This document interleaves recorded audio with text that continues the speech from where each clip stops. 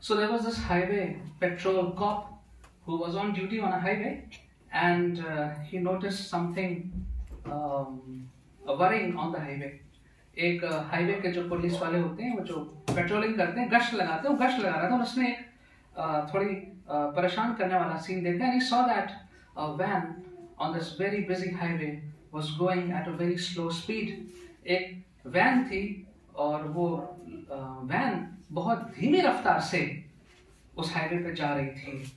And so he pulled over that van and to a side and to check out what's happening, is something wrong.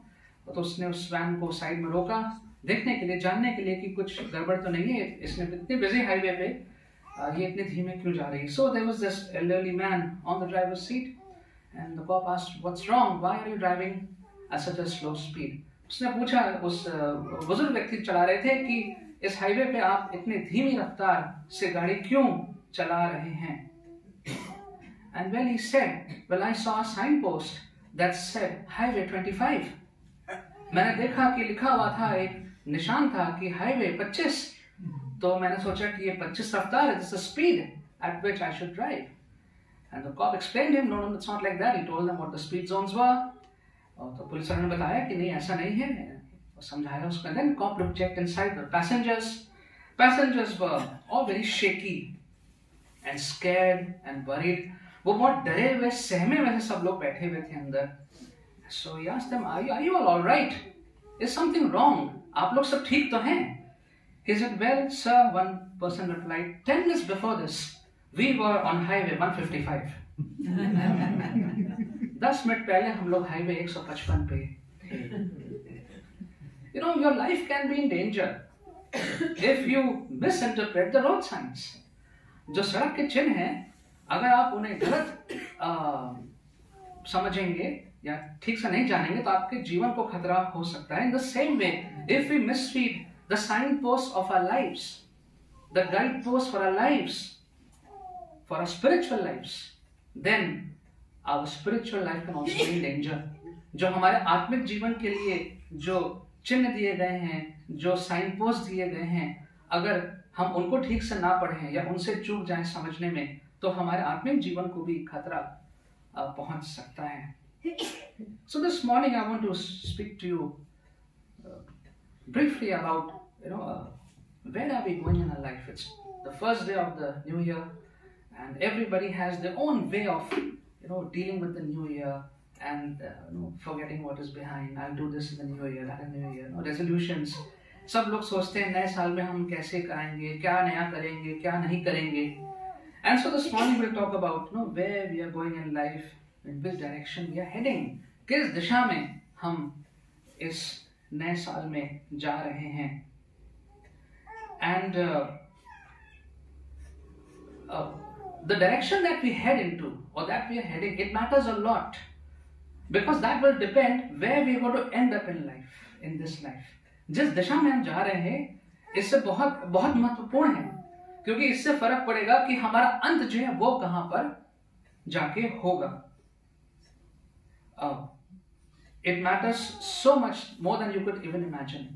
आप सोच भी नहीं सकते हैं कि आज जो गलत दिशा में जा रहे हैं, जिस भी दिशा में जा रहे हैं, वो आपको 20, 30, 40 साल के बाद कहां पे जाके वो रास्ता आपको छोड़ेगा. Whether you are a mature or a child, it's the same for both. चाहे आप छोटा बच्चा है या बड़े लोग हैं, दोनों के लिए ये बात सही है. Well, there was a little calculation I came across, and I shared this earlier during the COVID, online sermons, and I hope you've forgotten it, so I'll repeat it again. COVID के time पे उदाहरण मैंने दिया था, शायद याद हो या ना याद हो, भूलने तो अच्छा है. That if you going somewhere and you are off by just 1 degree. 1 degree से, जो लोग मैथ्स समझ आती है, 1 डिग्री, 1 डिग्री से अगर हमारा रास्ता चूक गया है, so after 1 foot you will miss your target by 0.2 inches. 1 feet चलने के बाद 0.2 इंच से हमारा टारगेट जो है, जहां जाना लक्ष्य है, वो हम उससे दूर हो जाएंगे. You said that's not much. How does it matter? इससे क्या फर्क पड़ता है? 0.2 इंच होता ही कितना है? इससे क्या फर्क पड़ता है? कोई फर्क नहीं पड़ता। But what if we keep on going further, और आगे चलते हैं, and about if you travel 300 feet और the distance of a football field, एक फुटबॉल फील्ड जितनी बड़ी होती है या 300 फीट, अगर हम उसी दिशा में चलते जा रहे हैं 1 डिग्री के उससे डिविएशन से, then we will miss your target by 5.2 feet. तो 300 फीट के बाद हम देखेंगे कि जहां जाना था उससे हम 5.2 फीट से चूक गए। And will say how does that matter also, but like what is 5 feet, is just right here only. 5 feet से क्या फर्क पड़ता है? मेरे अगल बगल में ही है, it doesn't matter. May be if you were travelling 400 miles, 400 मील की दूरी आपने तय करी दिल्ली या थोड़ा सा उससे आगे, you will miss your target by 6 miles. अब धीरे धीरे पता चलना शुरू होगा कि 6 मील या 10 किलोमीटर, नहीं मील ज्यादा होता है, बट 6 मील, ऑलमोस्ट 6 मील से हम अपने गंतव्य से दूर रह गए। And in case you are travelling to the moon, अगर आप चंद्रमा पे जा रहे होते तो ये 1 डिग्री जो है वो आपको चंद्रमा से 4000 मील दूर पहुंचा देता। And you would have traveled 240,000 miles for nothing. आप इतना दूर जाते भी और फिर पता नहीं लौट के भी आ पाते कि नहीं। I don't think anyone is going to the moon from here. मैं नहीं जानता कि कोई यहाँ से चंद्रमा पे जा रहा है कि नहीं, लेकिन life is like a journey. जो हमारा जीवन है वो एक यात्रा के समान है। And we have been travelling since birth. कल अंकल विजय ने बहुत अच्छी गवाही दी, उन्होंने बताया कि वो छोटे थे, छोटी सी जगह में, और कहाँ से प्रभु को कहाँ तक लेके आया। Some of you also share, life is a journey, and the road that we take, if we deviate, it can really take us into the wrong direction. And so we need to be sure where we are going. We need to be sure are we in the right direction or not. सही दिशा में है कि नहीं? Am I reading the signpost correctly? The signpost for us is the word of God. Yes. Are we reading it correctly? Are we understanding it correctly? Is there any deviation? We all have deviation. We all have deviations. क्या ऐसा तो नहीं है कि मेरे जीवन में कुछ मैं कहीं अलग हो गया हूँ किसी चीज से, दूरी बन गई है। So how will I correct it? How will it be corrected? उसको सही कैसे किया जाए? And as we begin 2024, this might be a great exercise. हो सकता है ये बहुत अच्छी एक व्यायाम, मानसिक व्यायाम हो सकता है हमारे लिए, पता करना कि हम किस दिशा में जा रहे हैं, और ऐसा तो नहीं कि हम किसी गलत रास्ते पे जा रहे हैं और कितना गलत रास्ते पे जा चुके हैं, यदि जा रहे हैं तो। Now, since the passage before us is for Paul, so we'll focus on that. And what is going on in Paul's life at this moment when he's writing this letter? जिस वक्त पौलुस ने इस पत्री को लिखा है, उस वक्त पौलुस के जीवन में क्या हो रहा है? Paul is an older man and he's getting older at this point. पौलुस जो है वो इस समय पे एक बुजुर्ग व्यक्ति हो चुका है और वो और बुजुर्ग होता जा रहा है। And as far he knows, his execution was around the corner. पौलुस को ये मालूम था वो जेल में है, उसको ये मालूम है कभी भी फरमान आ सकता है और उसका जीवन कभी भी लिया जा सकता है। He knows that. So why did he continue to write and pour his life into the lives of those who may never see again? क्यों वो बैठे बैठे पत्रियों को लिख रहा है और लोगों को इतना सब कुछ बता रहा है, जबकि उसको मालूम मेरा अंत तो आने वाला है, आ ही गया है, तो क्यों वो ये काम कर रहा है? Why did he write this passage about pressing on, making sure that you are lined up to hit the target square in the middle? क्यों वो ये कोशिश कर रहा है कि जो लोग पढ़ें वो पूरी कोशिश करें कि अपने लक्ष्य की ओर लगे रहना है और सही जगह पे पहुंचना है? क्यों वो ये सब लिख रहा है? I believe that because Apostle Paul understood something vital about the Christian walk. पौलुस ने एक बहुत महत्वपूर्ण बात अपने मसीह जीवन की सीखी हुई है। And Paul understood that being aimless can lead to sluggishness. अगर आपका कोई जीवन में लक्ष्य नहीं है तो फिर हम अपने जीवन में ढीले पड़ जाते हैं। Sluggishness can lead to stagnation. और जब ढीले पड़ जाते हैं जीवन में तो फिर हम ठहराव आ जाता है हमारे जीवन में। And this stagnation can lead to being stopped altogether. और इस ठहराव से एक समय आ सकता है जब हमारा जीवन बिल्कुल रुक जाए एक स्थान पे. Having no desire to grow in the Lord. Maybe you are doing very well in materially. हो सकता है कि आप बिजनेस में यहाँ पढ़ा रहे हैं, आपके पास छोटी गाड़ी थी, फिर बड़ी गाड़ी आ गई, छोटा मकान था, बड़ा मकान आ गया. No, all that is okay materially. But in the spiritual life, there might just be a stagnation, no desire to grow in the Lord if there is no aim, spiritual aim. हो सकता है मसीह जीवन में, आत्मिक जीवन में आगे बढ़ने की कोई इच्छा नहीं है, कोई लक्ष्य नहीं है, और वहीं के वहीं हमारा जीवन ठहर गया है. And so Paul, at this point, he's probably 60 years old. इस वक्त वो शायद 60 साल का है. And he has already walked with the Lord for approximately 30 years in his walk, Christian walk. 30 साल तक वो प्रभु के साथ, प्रभु के सेवा में उसका जीवन जा चुका है. And he's still continuing his quest to faithfully serving the Lord. और अभी भी वो पूरे दिन और जान से जो कुछ भी वो कर सकता है वो कर रहा है प्रभु की सेवा करने के लिए. He finds himself he's chained in the prison cell, but he knows that he needs to be a more effective witness for the Lord by his writings. लिख के वो प्रभु के बारे में लोगों को बताना चाहता है. So, what is the goal of Paul's life? If you look at Paul, what is his goal? उसका लक्ष्य क्या था जीवन में? And 3 things only I want to put before you. That first would be, his goal would be to know Christ. यीशु को जानना. His second goal we can say would be to be like Christ. कि यीशु की तरह बनना. And his third goal would be to be all that Christ has in mind for him. कि परमेश्वर की योजना में जो कुछ भी उसके लिए है करना, वो पौलुस करे. 3 goals for him. There can be others, but we're just focusing on 3. 3 लक्ष्यों पे हम ध्यान देना चाहेंगे. The first goal, to know Christ. From his writings, it is very clear that Paul wants to know more and more Christ Jesus. पौलुस और ज़्यादा प्रभु यीशु मसीह को जानना चाहता है. Philippians 3:10, Paul says that I may know him and the power of his resurrection and the fellowship of his sufferings, being confirmed to his death. Hindi में क्या आप इसको पढ़ देगा? फिलिपियन 3:10, जिससे कि मैं उसको और भी उसके जी उठने की सामर्थ को जी, तथा उसके साथ दुखों में सहभागी होने के मर्म को जानूं, कि उसकी मृत्यु की समानता को प्राप्त करूं, कि मैं भी मृतकों के पुनरुत्थान को प्राप्त करूं. मैं उसको जानना चाहता हूं. I want to know him. I want to know his power.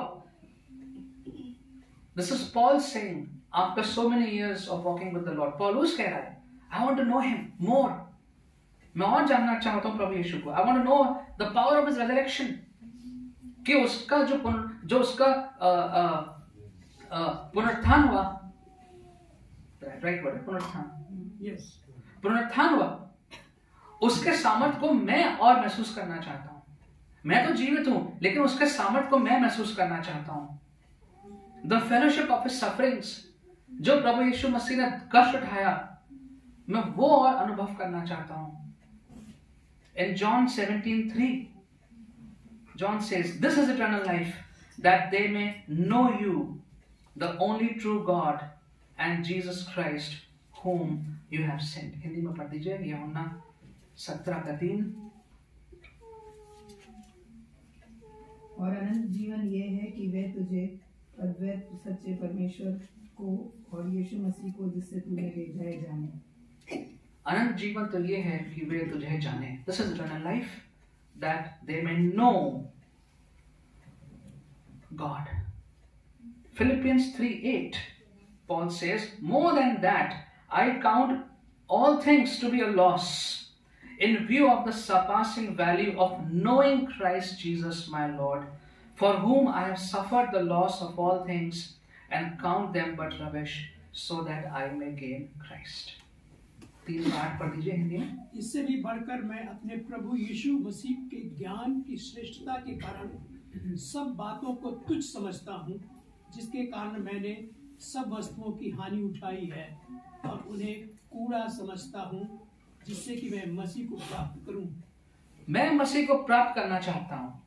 I want to know Christ. I want to gain Christ. And therefore, anything that comes in the way is rubbish for me. Now, the Old Testament prophets and all the chosen kings of God, they knew God. जितने भी पुराने नियम के नबी हैं और जिन राजाओं को परमेश्वर ने चुना, वो सब परमेश्वर को जानते थे. We talk about Abraham, talk about Moses, Elijah, David, Daniel, and so on. They knew God. ये सब परमेश्वर को जानते थे, परमेश्वर से इनका व्यक्तिगत संबंध था. In the New Testament, we see the disciples. They knew Jesus. Paul had a different experience of Jesus, a separate experience with Jesus, a powerful one that changed his life. पौलुस जो नए नियम में शिष्य थे वो यीशु को जानते थे. पौलुस का अद्भुत रीति से यीशु का सामना हुआ. The New Testament characters that we see, they knew Jesus. The early church also knew Jesus. जो आरंभ की कलीसिया थी वो भी यीशु मसीह को बहुत मानने वाली थी, विश्वास करने वाली थी. And so what about us today?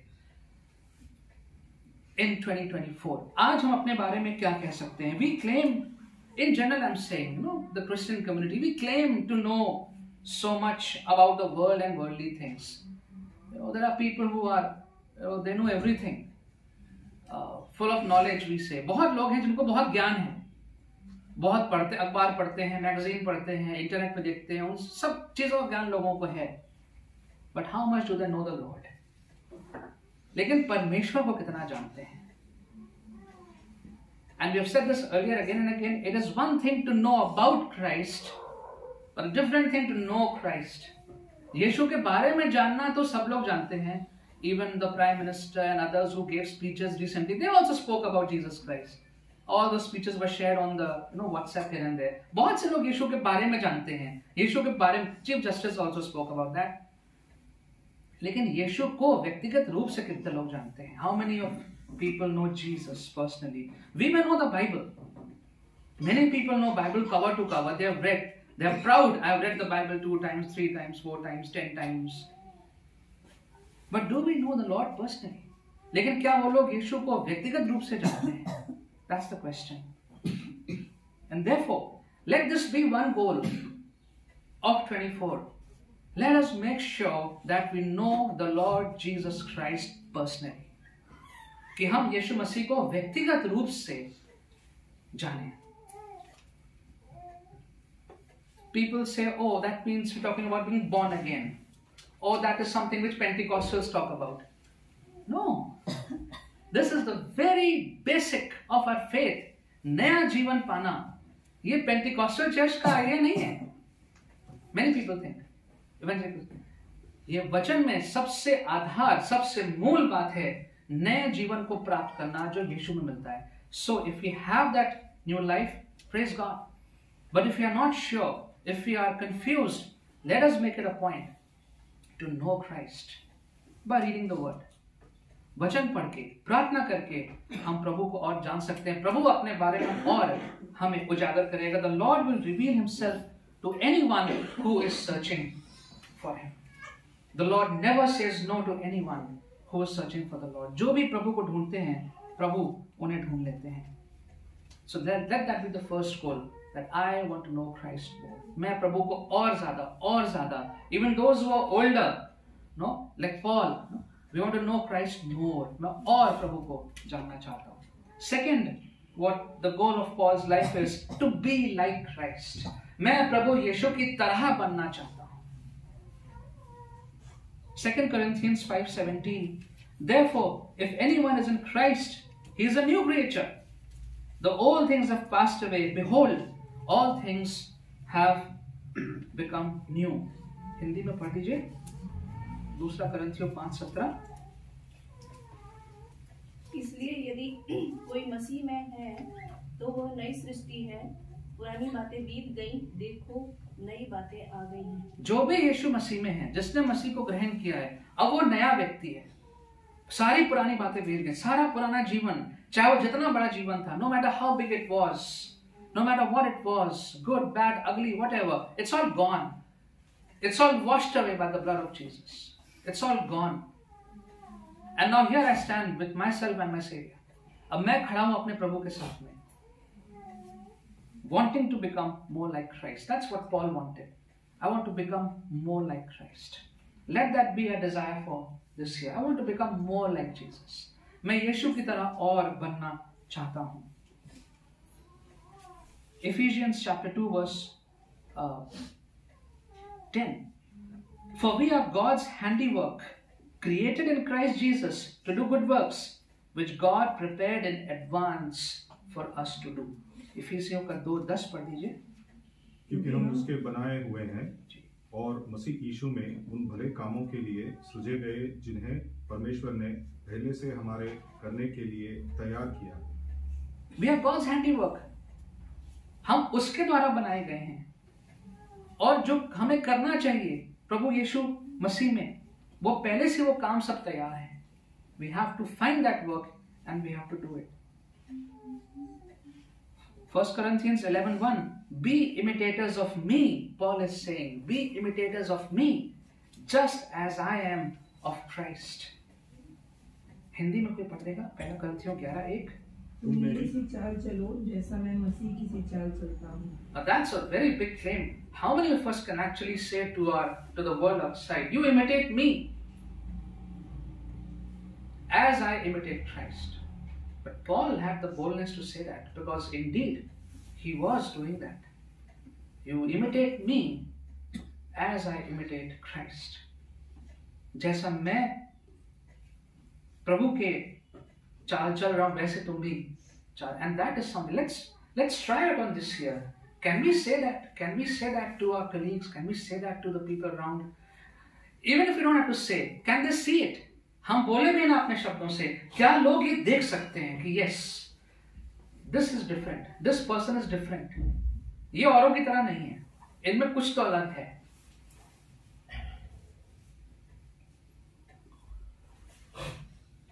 Second Corinthians 3:18, again all Paul's writings. Paul says, and we all who with unveiled faces contemplate the Lord's glory are being transformed into his image with ever increasing glory which comes from the Lord who is the Spirit.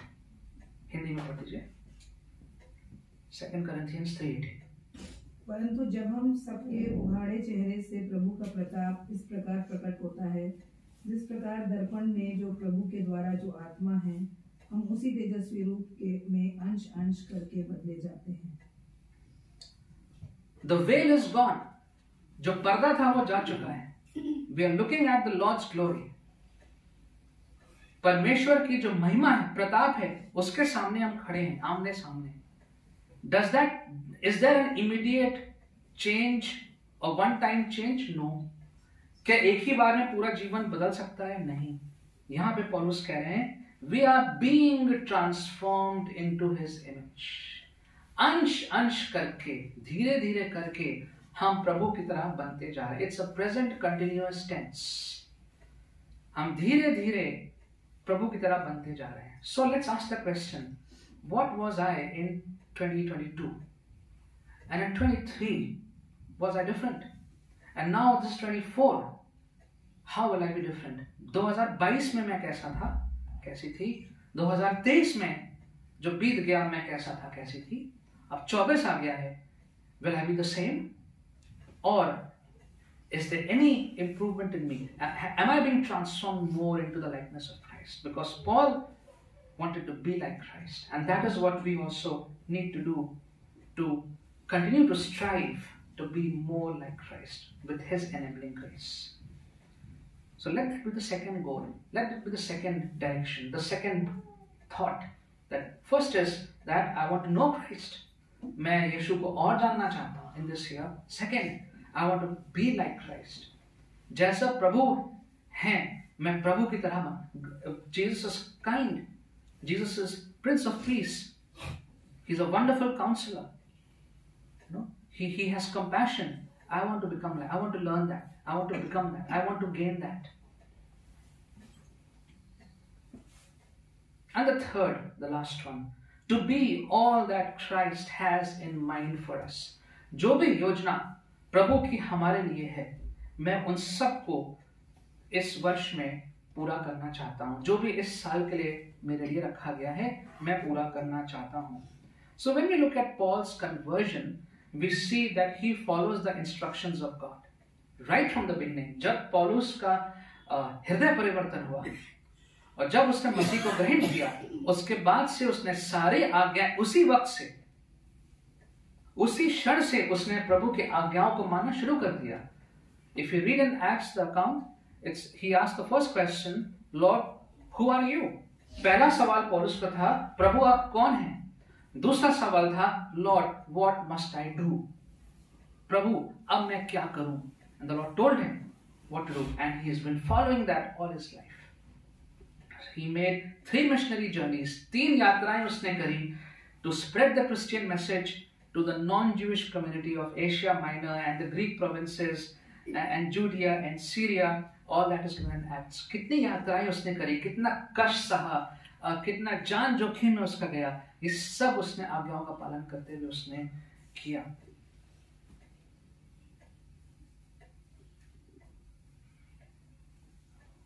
Of course, that was Paul. What does God has in mind for us, for you and me?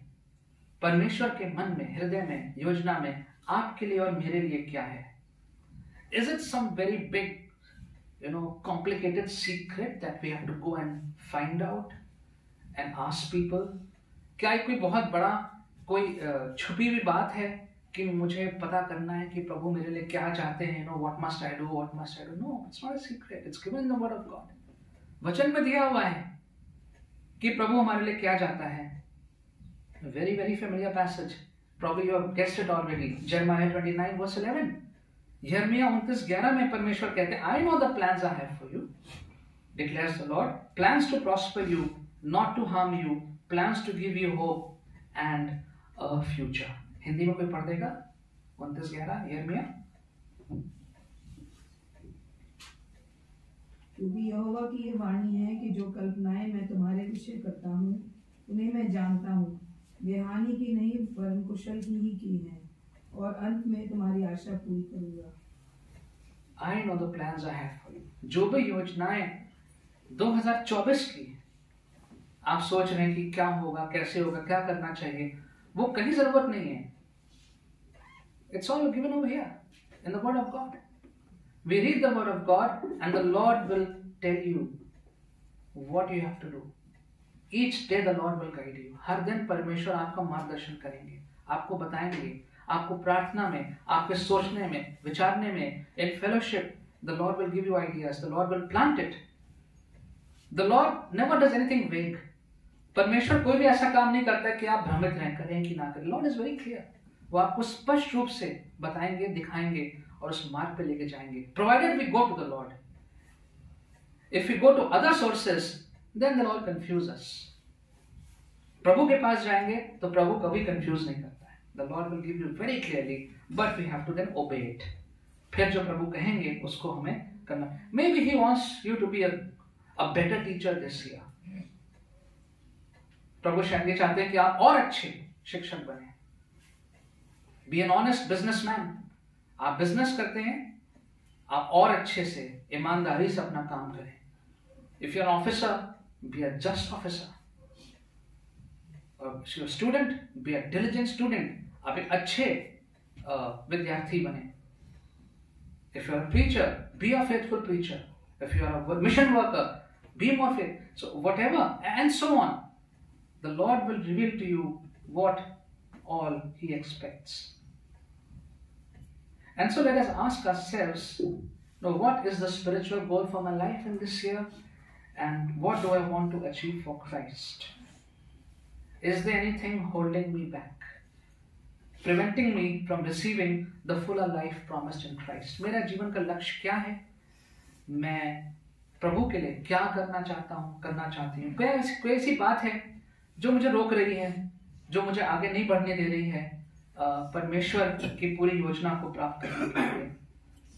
You know, and while the whole world, you pick up the newspapers, you pick up the news, the whole world will talk about money, power and fame.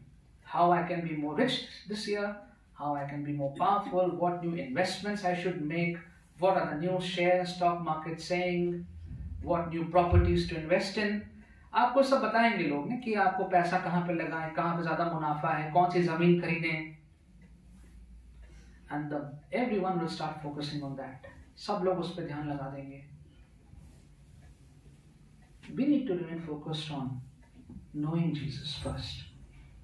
प्रभु को जानने में हमारा ध्यान सर्वप्रथम केंद्रित रहे, becoming like Jesus, यीशु की तरह बनने में, and fulfilling His plan in and through our lives. जो इसकी योजना है, उसको अपने जीवन के द्वारा हम उसको पूरा करेंगे. If there's any deviation, which you know the best, don't ignore any deviation.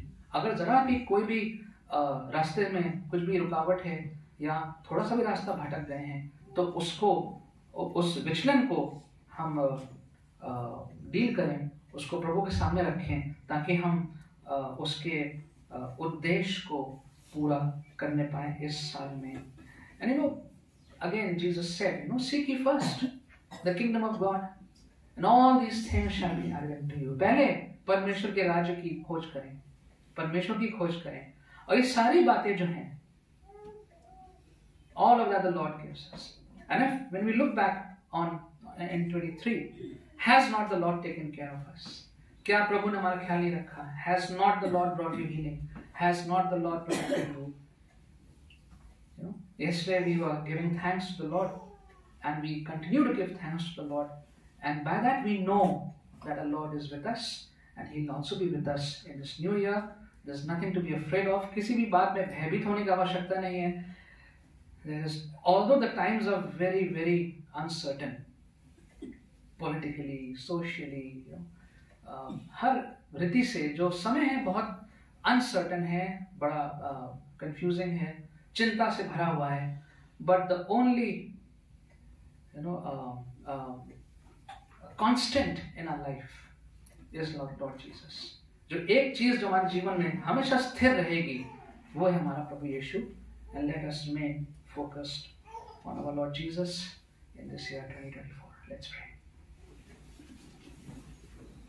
Heavenly Father, we thank you that your word gives us beautiful thoughts for every situation, and especially when we read about your servants, what you did in the lives of your servants and what you expect us to do, Lord, we are motivated. This morning, Lord, we pray that you help us to think about you and your purpose for our lives. प्रभु जी, हम जब आपके वचन में पढ़ते हैं, और तो हर परिस्थितियों के लिए आपने हमारे लिए कुछ कुछ लिखा हुआ है, मार्गदर्शन किया है, वचन दिया है.